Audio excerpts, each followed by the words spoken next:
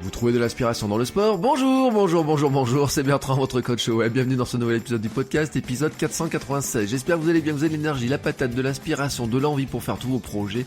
Et oui, moi je trouve de l'inspiration chez les sportifs dans le sport, parce que ils ont souvent des philosophies de vie et de travail qui sont assez extraordinaires, assez incroyables. Et aujourd'hui, je casse un petit peu le rythme de publication habituel. Je vais vous parler de citations d'un joueur qui est décédé ce week-end, Kobe Bryant, qui était vraiment un basketteur extraordinaire, l'un des meilleurs de sa génération, peut-être le meilleur de sa génération, en tout cas de ceux qui figurent dans le top des joueurs. C'est pas tout à fait la génération de ceux que je regardais moi, parce que moi quand je regardais la NBA, mon idole à moi c'était Michael Jordan, mais en fait on va dire que Kobe Bryant était un descendant de Michael Jordan. Il en a même copié le style, il s'en est en tout cas beaucoup inspiré, parce qu'il n'a pas regardé que Michael Jordan, il a regardé tous les joueurs.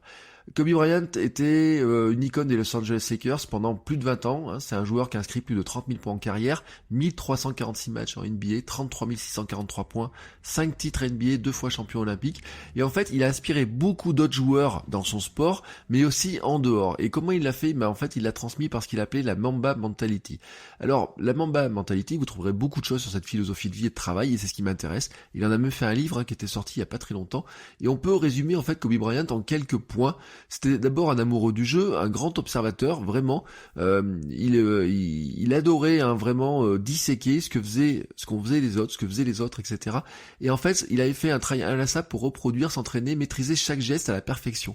Donc on dit par exemple que Quentin Tarantino, par exemple, visionnait dans sa vie des milliers de films pour s'inspirer du style qu'il veut intégrer. Quand Quentin Tarantino veut prendre un nouveau style, il regarde des centaines de films de ce style-là pour en intégrer tous les codes.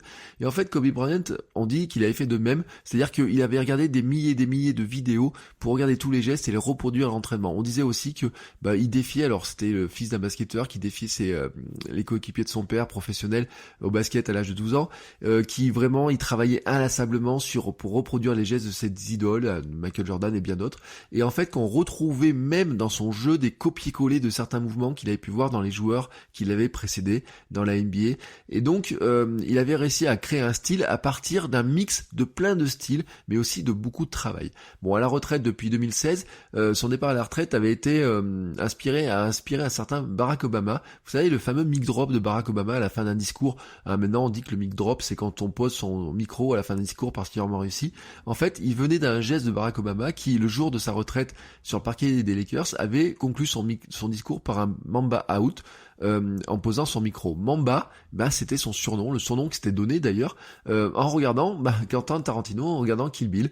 Black Mamba, c'est le nom de code c'est le nom du serpent qui sert de code dans Kill Bill. Et en fait, il avait pris, alors dans une période qui était un peu difficile, parce que autant le dire, Kobe Bryant n'avait pas que des côtés très positifs, mais dans une période un peu difficile pour lui, il avait pris ce surnom de Black Mamba.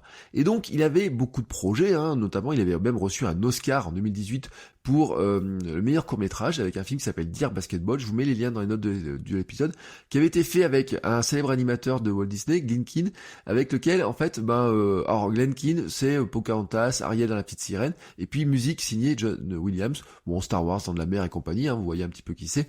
Donc il savait s'entourer des meilleurs, il savait attirer vers lui les meilleurs, travailler avec les meilleurs, c'était vraiment son esprit, sa mentalité.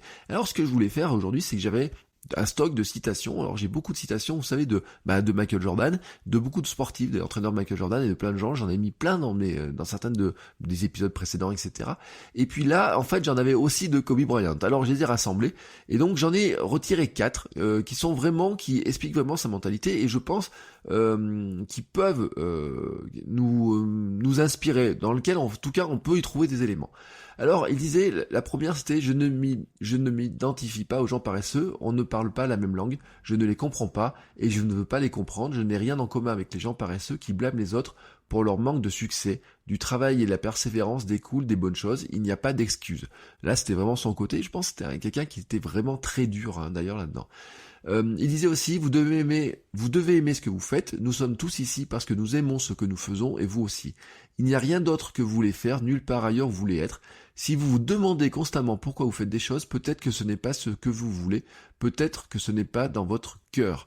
Vraiment, vous voyez, ça c'est un questionnement qui est extrêmement important, questionnement que nous avons tous et que nous devons tous avoir et que j'ai moi-même par ailleurs. Et donc vraiment, je trouvais que cette citation, elle est vraiment centrale, hein, vraiment dans sa manière de penser les choses. Il disait aussi, quand vous faites un choix et que vous dites voilà ce que je vais devenir quoi qu'il en soit, alors vous ne devriez pas être surpris quand vous le devenez. Là, on est vraiment dans la phase visualisation du futur qu'on veut se construire, vous voyez, vraiment dans la visualisation en disant lui c'était je veux devenir peut-être le meilleur du monde dans le basket, etc. Et en fait, il a visualisé ça, en fait, au point de dire, bah oui, c'est devenu normal pour moi parce que je me suis construit avec cette idée-là, avec cette image-là de moi, hein, que je vais y arriver. Et puis, il disait aussi, pour résumer la Mamba Mentality, c'est d'être capable de chercher constamment à être la meilleure version de vous-même. C'est une quête constante pour essayer d'être meilleur aujourd'hui qu'hier. Et voilà, cette mentalité de travail très dure aussi par certains aspects.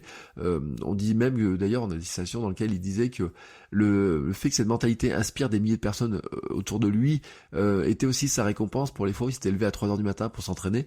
Elle a inspiré pas que dans le sport, en fait. Elle a inspiré bien sûr beaucoup de basketteurs, mais en fait, elle a pas inspiré que dans le sport, et on pourrait dire qu'il y a plein de gens dans plein de domaines qui s'en inspirent, et peut-être dans la création de contenu, il y en a qui s'en inspirent, mais peut-être qu'on a des violonistes, peut-être qu'on a des comment ça s'appelle, des footballeurs, bon ça on est dans le sport, vous voyez, peut-être des artistes, peut-être des écrivains, peut-être des chanteurs, des gens comme ça, s'inspirent en fait de cette mentalité de travail, et en fait c'est vraiment ce qu'il voulait transmettre. Et d'ailleurs il disait une phrase que je reprends pour moi, et vraiment que je trouve, vous voyez, celle-là je pourrais l'inscrire quelque part dans mes citations les plus inspirantes. Il disait: le plus important est d'essayer d'aider et d'inspirer les gens afin qu'ils deviennent doués dans ce qu'ils veulent faire. Je le redis parce que je pense que c'est une philosophie de travail, de contenu qu'on doit avoir. Vraiment, le plus important est d'essayer d'aider et d'inspirer les gens afin qu'ils deviennent doués dans ce qu'ils veulent faire. Je pense que si dans notre philosophie de création de contenu, dans notre philosophie d'entrepreneur, dans ce que nous voulons partager, nous arrivons à avoir cet état d'esprit, je pense qu'on est vraiment sur la bonne voie, et c'est vraiment pour ça que je voulais partager ces quelques phrases de Kobe Bryant. Je vous souhaite à tous une très belle journée, et je vous dis à demain pour un nouvel épisode. Ciao ciao les créateurs.